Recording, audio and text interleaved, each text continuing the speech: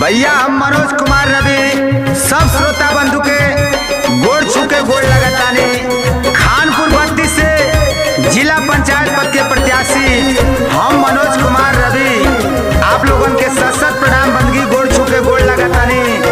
भैया बहनी लोग आपन कीमती मोहर लगा के एक गरीब लड़का के एक बार आप लोग विजय बना दी। जय हो। घूमी घूमी गाँव गली करी लगो हरवा, घूमी घूमी गाँव गली करी लगो हरवा, बिचारवा बाबूजी करिया, बिचारवा बाबूजी करिया। घूमी घूमी गाँव गली करी लगो हरवा, घूमी घूमी गाँव गली करी लगो हरवा, बिचारवा बाबूजी करिया, बिचारवा बाबूजी करिया। अरे ना धर्म की बात करूंगा ना जात की बात करूंगा, ना धर्म की बात करूंगा ना जात की बात करूंगा, जब भी बात करूंगा तो विकास की बात करूंगा। ए चाचा, ए भैया, ए बहनी लोग, ए बाबू, एक बार आप लोग अपन कीमती वोट दे के मनोज कुमार रवि के विजयी बना दी। रउआ सबके आभार रही। रहने बैराटपुर बड़े गाँव बरलाई, ठकुर मनपुर काजा गई खानपुर जाई, ठकुर मनपुर काजा गई खानपुर जाई। रहने बैराटपुर बड़े गाँव बरलाई, ठकुर मनपुर काजा गई खानपुर में आई।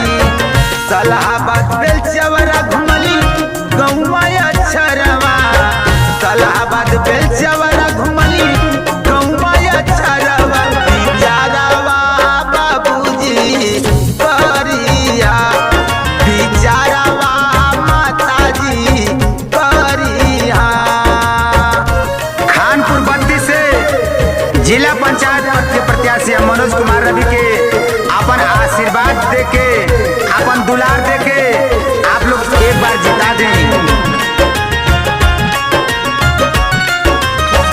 बीबीपुर तेंदुली लुदुही कहाँ बाटे दूर हो, पिजड़ा भरुकवा खंड रायपुर मशहूर हो, पिजड़ा भरुकवा खंड रायपुर मशहूर हो। बीबीपुर तेंदुली लुदुही कहाँ बाटे दूर हो, पिजड़ा भरुकवा खंड रायपुर मशहूर हो।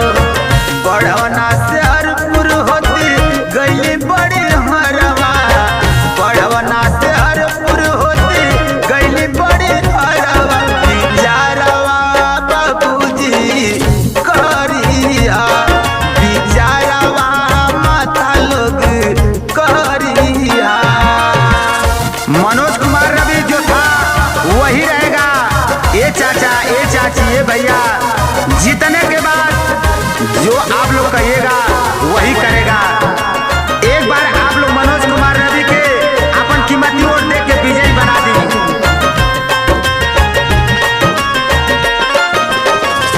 पप्पू मनोज सबसे कर हाथ जोड़िया, फेर दी